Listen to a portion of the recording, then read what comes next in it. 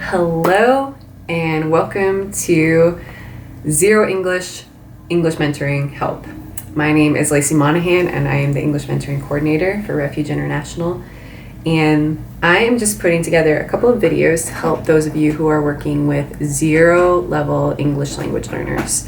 And you can call them survival level English learners, whatever, but basically what that means is they speak little to no English. So we're so thankful for your willingness to step into their lives and help them in such a tangible way that they really feel a need in. So I just want to remind you, if you've watched the orientation video, you know that we have some principles of just using patience with them as they're learning, using lots of repetition. Repetition is going to be key even in this video, just repeating yourself over and over again. And also just being creative, using different facets of learning. And sometimes you may find that, oh, this really works with my learner, or tried this and it did not work well. Totally fine. And I'm hoping to give you as many different techniques, resources, just different ways of teaching as I can. So this first video could be possibly one of the first lessons that you could do. So I'm going to go through it. I'm going to explain what I'm doing. I'm going to explain why I'm doing it. And hopefully it can be helpful for you and your learner. And I also say for this particular video, I'm going to be doing two separate ones of kind of the same thing, where one is going to be for someone who has maybe a literate background or maybe knows their alphabet already. That's what would be the first section. And then the second section is going to be for those who maybe have no literacy at all or are coming from some Arabic speaking background where they don't know the letters of the alphabet even. And so we'll come from those two different viewpoints, and in hopeful videos to come, we'll be coming from those two, pre-literacy or kind of already coming from a literate background. So hope this is helpful and look forward to doing some English mentoring. All right. So I thought I would just show you some of the materials that I'm planning on using for this video. One is an Oxford Picture Dictionary. If you are an English mentor, we would love to equip you with one of these. A lexicary.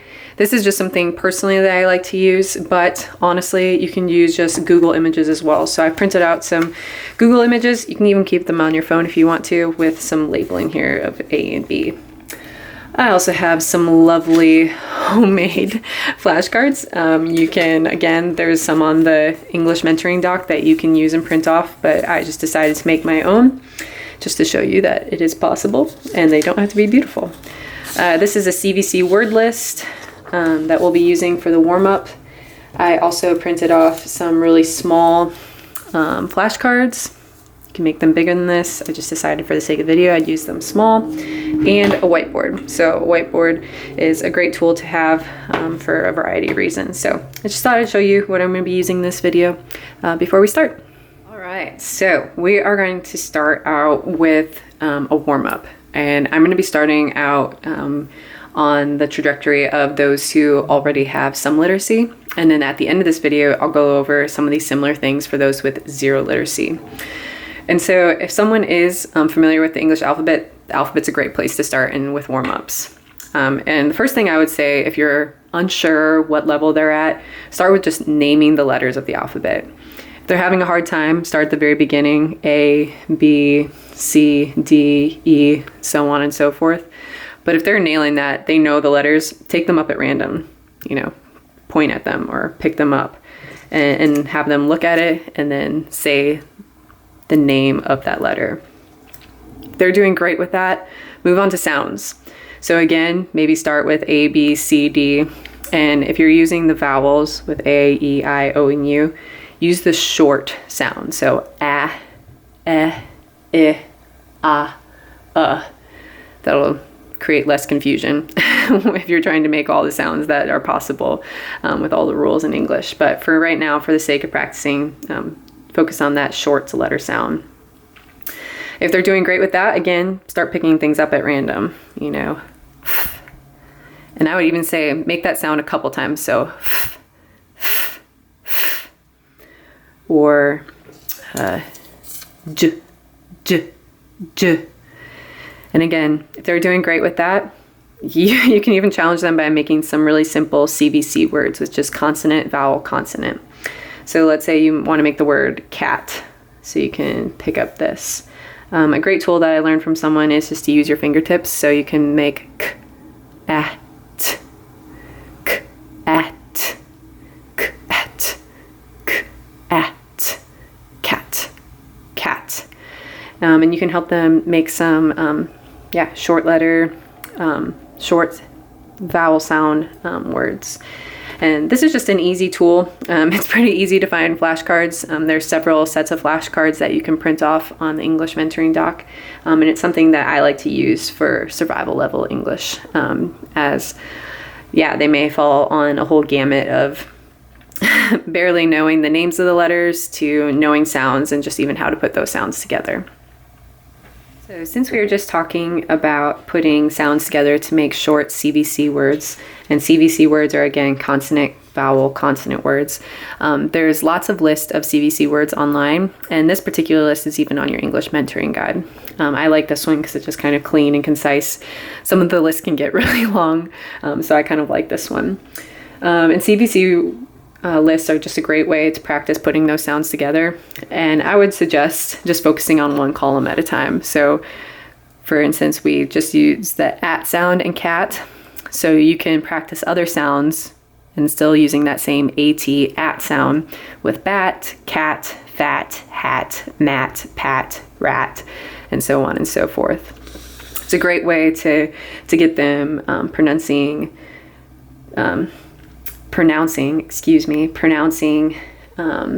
words and sounds. And if they're really curious, if they want to know what each of these means, I would say don't translate all these words. That's not always the most helpful thing when you're learning language. It can be really overwhelming for you and for them. It's just a lot of extra work. So I would suggest making different ways of helping them learn what some of these words mean. So for example, for cat, depending on your artistry skills, you can bring in your whiteboard and you can draw a little cat here. Beautiful, right? Or you have a smartphone, you can just type in cat onto your Google search images. Lots of pictures of cats will come up. Another helpful thing is something that the language learning world calls total physical response. So some of these words, you can act them out. So for instance, with sit, that's on this list right here, sit. So you can literally sit down. If it's another one of like hit, on the same list, you can hit up against something. Same with words like tap. You can tap on something. So total physical response, it's just literally another way to instill language by action or by doing something else outside of translation. And so CVC lists are really helpful for just practicing pronunciation and also just a little bit of vocabulary intake too. All right, now we're just going to be going over some of our main lesson content. And if you have the English mentoring resource document, I'm going to be drawing ideas and concepts from Engu, English for Life, Making It Real, and I'm also going to be using the Oxford Picture Dictionary and some concepts from the Lexicary as well. But you can see here that I printed off those Google search images just to make things a little bit easier instead of, if you don't have a Lexicary or an Oxford Picture Dictionary, Google Images is your friend. So there's just a few methods or kind of just activities that I'm going to be helping you with today. There's many. This is not the end all be all. Hopefully I can incorporate different things on our on other videos. But today I'm going to be teaching you how to use dialogues and role plays. I think those are really helpful for those who are at survival level English. And I'm just going to show you how to use repetition. I think sometimes we think we need to repeat something 2 or 3 times, but actually the learner probably needs it 10 to 15 times. So even with flashcards and those CVC words, repetition is going to be key. I think another really important thing, if you can't tell, is imagery. So using images to instill language is, again, just a really helpful thing to do when you're teaching someone English, teaching them another language in general. So the first thing that we're going to pull up here is just this image. And I made little A and B markers. you don't need them. But for me personally, as we're just going to be switching some things around, I'm just going to use this for the sake of the video. So here we have two gals sitting on a bench, and they're shaking each other's hands. So anyone from pretty much any culture essentially is going to note that this is an introduction, or that there's some sort of meeting taking place. And if you want to pick pictures that are maybe more particular to the culture that you're working with, that would be great. And I would even encourage that. So we're going to call this person A, this person B, and you're just going to use a pointer. You can use your finger. I'm just going to use a pen here. And so person A is going to be saying hello. Person B is going to be saying hi. Person A is going to be saying, how are you? Person B is going to be saying, I'm fine, thanks. How are you? And then person A is going to say, I'm doing well. And obviously you're not going to say this person saying that, this person saying that. You're just going to dive in. So you're going to point at this person. Point at this person and say, hello. Hi. How are you? I'm fine, thanks. How are you? I'm doing well. You might get huge blank stares after that. That's totally fine. Some people, if they've been living in America for a couple months or a couple years, they may know these greetings, but they may never have had it slowed down to hear it in normal rhythm and to see it played out in front of them. So again, you'll say, hello, hi, how are you? I'm fine, thanks. How are you? I'm doing well. Now, there's lots of different things that you can do here. If someone wants to write those things down, if they are, like again, we're working out of the literacy background here. If they want to write that dialogue down, great. I wouldn't suggest printing it off and giving it to them. Have them work for it a little bit. If they want to record it, so smartphones again can come in real clutch here. They can video you saying this dialogue back and forth so that they can practice it later on. And then another thing that you can do is just keep repeating it more and more until you point and say hello, and then you point at them. Tell them to say the next thing. They might be able to spit out hi, I'm fine, thanks, but maybe not. Maybe this whole dialogue will be super simple for them. They're very familiar with it already, or have seen it on different videos in English and things like that. And so you can move on to different dialogues. But the concept here is that hearing the dialogue at a normal speed, normal spacing, hearing the same words over and over in a day-to-day context can be very, very helpful.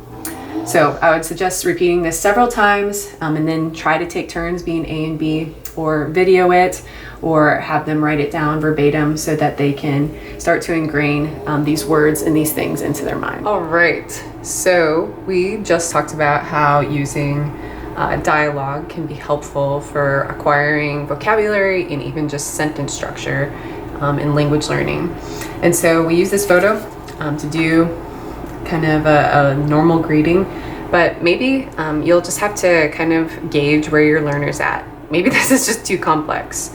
This is too complex. I would suggest just going to a really simple interaction. So a simple interaction would just be like saying good morning to someone. So this is the lexicary, one of the tools that I mentioned, and these are the very first pictures in the lexicary. This is good morning, this is good afternoon, and this is good evening. So, good morning, good afternoon, good evening, or good night. There's also little additional bubbles where you could say, have a good day, you too, see ya soon, sweet dreams, you too. You could do things like that. But this is just a little bit easier dialogue where it's kind of a parroted good morning, good afternoon, good night. So it's just like a little bit easier dialogue to do. If they're even having a really hard time with that, I would say use a little exercise, something I call 10 and 2. So 10 and 2 is introducing just kind of 10 vocabulary words and using 2 sentence structures. It can be in the forms of questions or just even just 2 sentence structures. What I'm going to use in this example is we're going to go over body parts. So something that's easy to do is to ask, what is this? And then say, this is blank. So those would be your 2 sentence structures. And then I would say stick with the easiest body parts to learn. Don't go teaching them pelvis or palm, things like that. Those are harder words to remember. But you can say, this is a head. This is a hand. This is a leg. This is a foot. And then you can ask the questions. What is this? This is a head. What is this? This is a hand. What is this? This is a leg. What is this? This is a foot. And then you can repeat that as often as you need. I went a little fast there. I would suggest going a little bit slower. But you can say, what is this? And they might just answer head. That's fine. But they might also start using, this is a head. And you can say, yeah, this is a head. And you can say, what is this?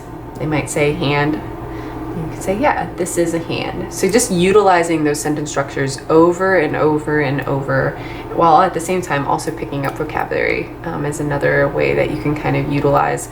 Obviously, that's not a dialogue, but it is just another way to acquire language. Now, some of you may be working with learners that are just like flying through. Introductions are just kind of normal greetings are super simple, and that's great. So you can kind of advance to maybe having them introducing each other or introducing new people. You can say, okay, Ben. So let's say this is Ruby, this is Ben, and this is Andrew. So Ruby saying, Ben, this is Andrew. Andrew, this is Ben. Ah, nice to meet you, Andrew. Ah, nice to meet you, Ben. So that's kind of just like introductions. I'll be sending some of these dialogues with you along with this video just so you can have them. You can also, even do some different kind of fun things. Again, not dialogue based so much, but you could have them practice introducing themselves to you. So you can give them some sentence structures of, my name is, I am blank years old, I live at, help them learn their address. I am from Iran. I am from Guinea. I am from the Congo. I work at, I study at, I have 5 children. So again, I use these kind of cards just to provoke, oh yeah, okay, if I don't understand the question, I understand that this photo goes along with what I'm studying. Or they can maybe say I don't study, and that's fine too. But yeah, just kind of a different way just to kind of utilize some kind of standard or boxed phrases to help learn sentence structure and insert vocabulary that is specific to them and their circumstances. And of course you can go through and share the same thing. Share your name, how old you are, your address, things like that, etc. Because the more that they hear it, again, the better that they're going to be able to retain some of that information. Also, one more thing that you could do, like if they are doing a great job with just even this, you can add in some of the informal greetings that can be a part of conversations. Instead of saying, hi, how's it going? And you can say, great. Or you can say, what's up? And the person can respond, not much. So again, just depending totally where your learner is at, you can just start giving them new phrases, new ways of saying things, because yeah, not everyone greets each other in the same way, even in the States. And I know that that's true in different cultures across the world too. So yeah, just helping them learn some of that informal language can be really helpful as well. I realized in that last clip, I went pretty quickly over the 10 and 2 principle. And I think something that's important to do before practicing the 10 and 2 principle is to actually practice the vocabulary. So not just throwing in body parts with all those 2 phrases that you're going to be alternating between, but actually learning them. So if you do something instead of body parts, like maybe doing fruit instead, you can just go through and again, just really by repetition, practice some of these words. So apples, apples. Have them repeat it after you. Point at it. Give them a pen to point at it.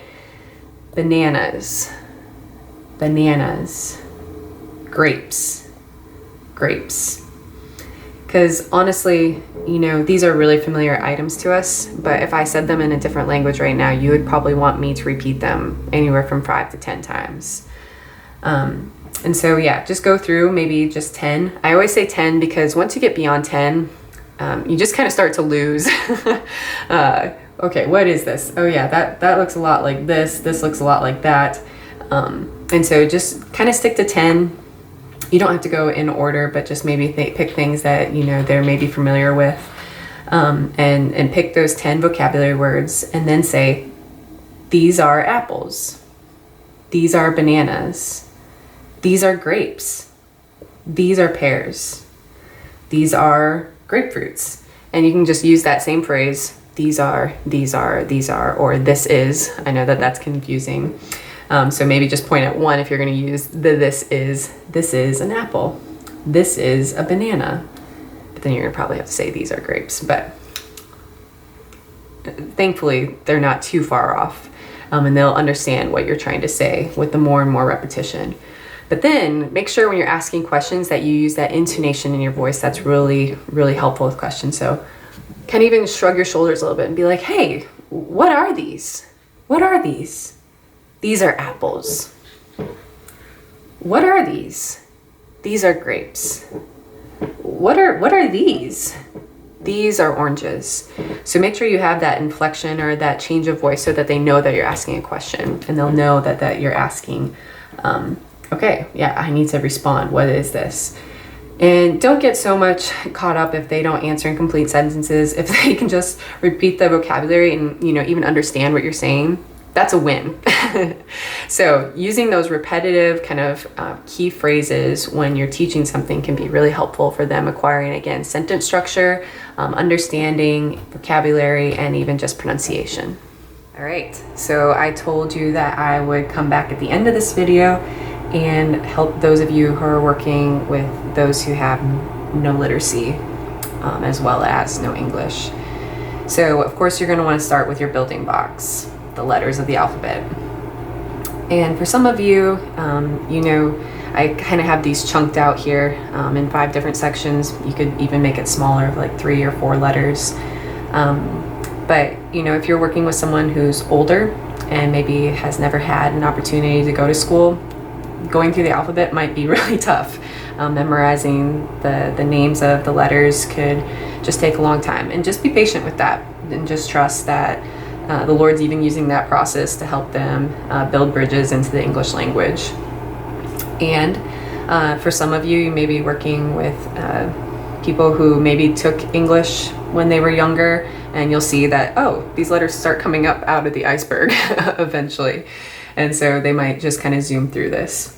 And so, yeah, you know, if you want to make your own flashcards or use the ones that are on the English mentoring doc, you can just go by practicing each of these letters, kind of similar to what I said at the beginning of the video. If they're really catching on, you know, you can start mixing them up a little bit to see how well they do.